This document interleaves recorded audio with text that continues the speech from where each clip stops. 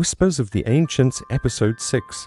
The Garamantes, lords of the Libyan desert approximately 500 BC to 700 CE.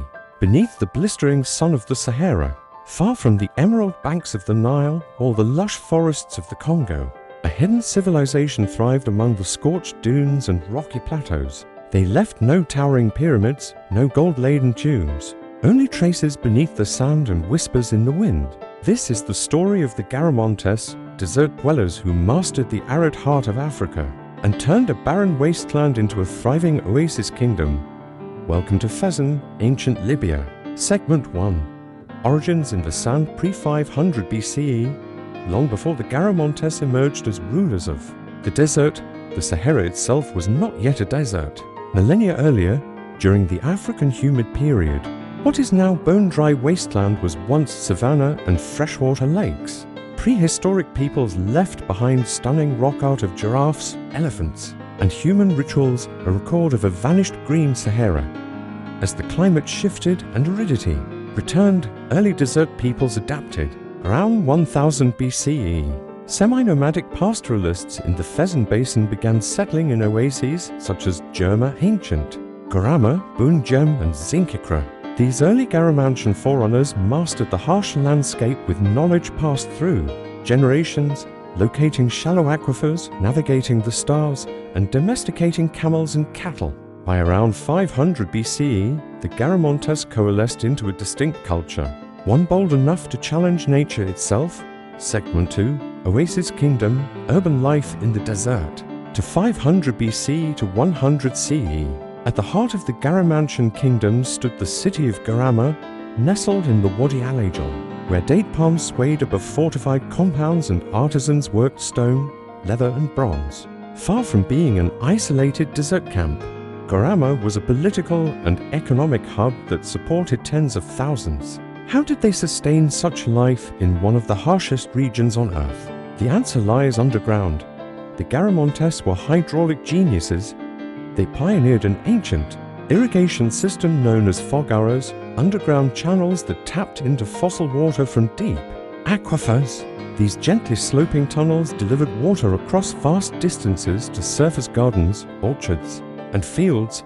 Miles of these Foggaras still snake below the desert, some stretching over for kilometers. This control of water turned the desert into a breadbasket of sorts, enough to support not only subsistence crops but surpluses for trade. The Garamantes cultivated wheat, barley, dates and grapes and supported herds of sheep, cattle, and even camels. Their architectural remains tell us of a stratified society.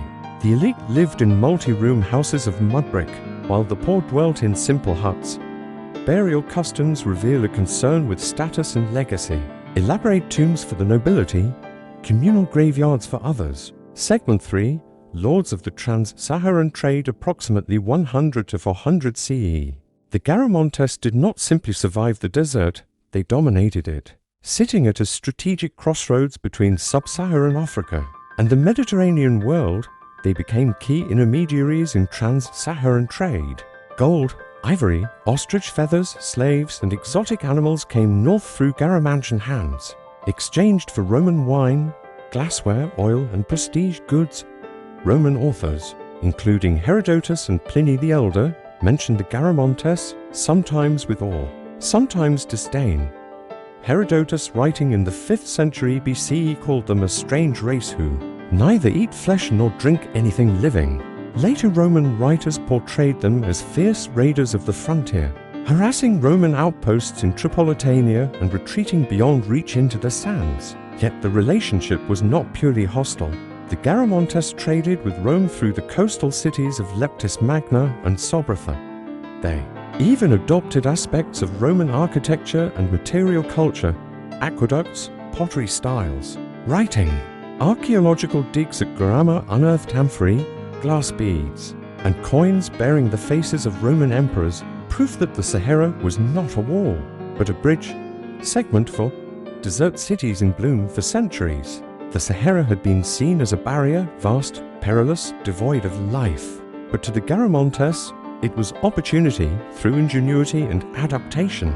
They transformed a forbidding terrain into a thriving network of cities and oasis settlements. At the heart of this transformation was their mastery of water beneath the sands. The Garamantes tapped into fossil aquifers, ancient, non-replenishing underground reserves left over from a greener age. Using slave labor and a sophisticated surveying knowledge of topography, they excavated hundreds of miles of tunnels to draw water from these deep wells. Some were as much as 40 feet underground. Known as Foggaras, these sloped channels were ventilated by vertical shafts at intervals and delivered water gently through gravity. It was this network, invisible from the surface but vital to survival, that allowed desert cities like Garama to blossom with palm groves, orchards, wheat, barley, and millet fields. Archaeobotanical evidence reveals a surprising diversity of crops that would have sustained a growing population. Garama, their capital in the Fezzan region of modern-day Libya, boasted stone-built houses, public buildings, cemeteries, and defensive walls. It was a cosmopolitan city at the desert's heart, dry and sun-baked, yes, but pulsing with trade, cultural exchange, and political intrigue. Segment 5, Kingdom of Contrasts. The Garamantes lived a life suspended between extremes. They were both sedentary and mobile, desert-dwelling yet urbanized, isolated yet deeply connected through trade. Their society was structured. Archaeologists have identified elite tombs and residential complexes distinct from commoner dwellings, but the full nature of their hierarchy remains elusive. Their ruling class controlled trade, water rights, and land. Power likely descended through hereditary chieftainships or kingship. Some scholars suggest a priest-king model, as found in other ancient Saharan and Nile-linked cultures. Religion, however, remains a mystery. No temples or clear evidence of organized worship have survived. Were their beliefs purely animist, honoring desert spirits and ancestors? Or did Egyptian or Berber cosmologies influence their spiritual practices? The silence of the sands leaves only questions, and yet their artwork speaks. Garamantian tombs and pottery bear geometric patterns, zigzags, crosses, and concentric motifs reminiscent of Neolithic Saharan rock art, possibly symbolizing water, fertility, or protection. Some rock engravings depict warriors in chariots and battles, echoing their fierce, independent identity. One of the most curious findings, the Garamantes were perhaps the first sub-Saharan civilization to master writing. A prototyphin or script, the ancestor of the alphabet still used by modern Tuareg, has been found on rock faces and a stroker. Though not yet fully deciphered, these inscriptions hint at a literate elite maintaining records or proclaiming ownership. Segment 6, Empire of Sand and Smoke. As Garama flourished, its influence radiated outward. Archaeological surveys reveal hundreds of settlements, cemeteries, and hill forts dotting the surrounding valleys. At their peak, the Garamantes may have ruled over tens of thousands of people across an area spanning 70,000 square kilometers. Trade was their lifeblood. Camel caravans crossed the scorching Hamada rocky plateaus, carrying salt, gold, ivory, ostrich feathers, slaves, and even wild animals. Roman merchants came north with fine pottery, wine, glassware, and metals. Garamantian cities served as transshipment hubs where goods from sub-Saharan Africa met the Mediterranean world, and not all these exchanges were peaceful. Despite Roman attempts to claim control over the Sahara, the Garamantes resisted. Roman writers like Pliny the Elder and Tacitus described them as elusive, proud, and adept at desert warfare. They raided Roman outposts along the limes, using light cavalry and their knowledge of the terrain to evade capture. By the 2nd century CE, the Garamantes became clients of Rome, not conquered, but paid to secure the southern frontier. Garama even housed a Roman-style bathhouse and forum, evidence of diplomatic ties, tribute, and cultural exchange. But even as they mingled with an empire, the Garamantes remained distinctly themselves. Their architecture, dress, burial customs, and agricultural systems remained rooted in the desert, sustained not by imperial favor, but by mastery of the land. Segment 7, Decline and the Dust.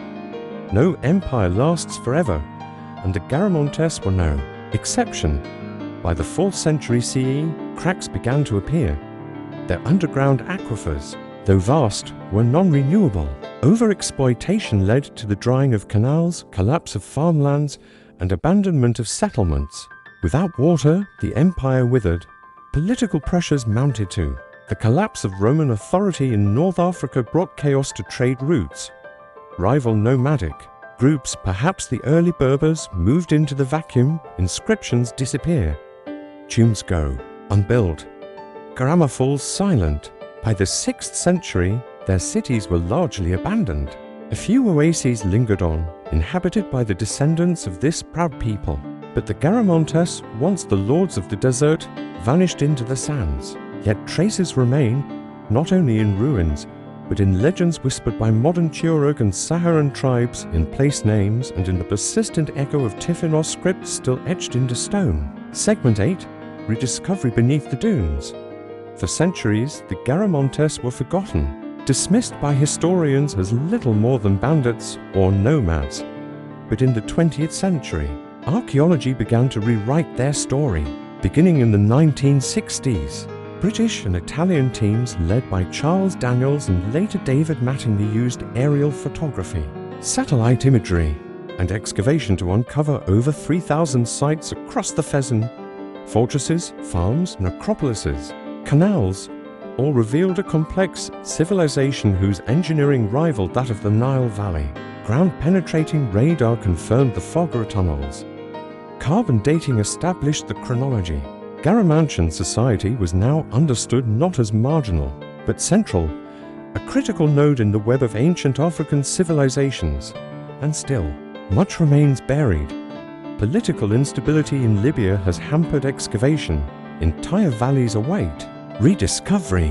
What further insights about their language, their beliefs, their rise and fall lie under the sand? The Garamantes are not merely a relic. They challenge our assumptions that deserts are empty, that African history is peripheral, that complexity requires rivers or empires. They were proof that ingenuity, resilience, and vision can carve greatness even from rock and heat. Segment 9, Decline in the Dunes. As the Garamantian kingdom flourished in the heart of the desert, change inevitable and unrelenting began to creep across the sands. By the late 1st millennium CE, the signs of decline began to manifest. Several factors converged: ecological stress, shifting trade networks, and increasing competition from rival Saharan or Mediterranean powers. The lifeblood of their civilization, the Foggara system, may have begun to fail, due either to overuse or the drying of aquifers, and maintaining their elaborate irrigation network became ever more burdensome. Without the ability to irrigate fields or water their animals, the fragile oasis society weakened. Meanwhile, external pressures mounted. The expanding influence of Rome to the north, followed by the encroachment of Arab Islamic forces after the 7th century CE, challenged Garamantian autonomy. Though initially resilient, the Garamantes could not withstand the cumulative weight of economic and political disruptions. Archaeological surveys suggest that by the 700 CE, the capital Garama had shrunk in population, and many of the once vibrant satellite settlements lay abandoned. Their last vestiges faded into the desert winds, their stones slowly swallowed by sand. By the time Arab travelers and geographers wrote of the Sahara, the Garamantes had become a distant memory spoken of in vague terms, if at all. Segment 10, Legacy beneath the sands. Though their name faded from popular histories, the legacy of the Garamantes lived on in the remnants of their subterranean tunnels, in the ruins of sun-baked cities, in the pottery shards and graffiti scrawled across desert rock. Modern archaeology has gradually resurrected their story. The Foggara system inspired similar techniques in other arid regions, echoing Garamantian ingenuity across continents. Their role as pioneers of Saharan urbanism has reframed how historians understand the desert, not as a barren void between civilizations, but as a cradle of complex society in its own right. Their existence challenges the Eurocentric narrative that portrays Africa as interior, as void of statehood or urban sophistication. The Garamantes remind us that in the midst of arid isolation, civilization can thrive if only for a time, and that Africa as desert was not merely traversed by camel caravans, but once ruled by a people who made the sands sing. Segment 11, The Whisper of Forgotten Kings. Today, in the heart of the Fezzan, the ruins of Garama sleep under the desert sun. The walls crumble, the tombs remain sealed, and the sand erases footprints, yet echoes remain of kings who wore ostrich feather headdresses, of priests who prayed under the open sky, of farmers coaxing life from barren stone. Their memory is not carved into granite stelae or chronicled in scrolls, but whispered by the desert wind and brought to life through archaeological effort. The Garamantes may have vanished, but they left behind a blueprint of resilience, how to survive and even flourish in one of the most hostile environments on Earth. As we unearth their roads, aqueducts, and forgotten graves, we are not just discovering the Garamantes, we are confronting the arrogance of assuming history has only one center. In the vast, sun-scorched emptiness of the Libyan Sahara, an African kingdom once stood tall, and its story, like the desert itself, is vast, layered, and worthy of remembrance.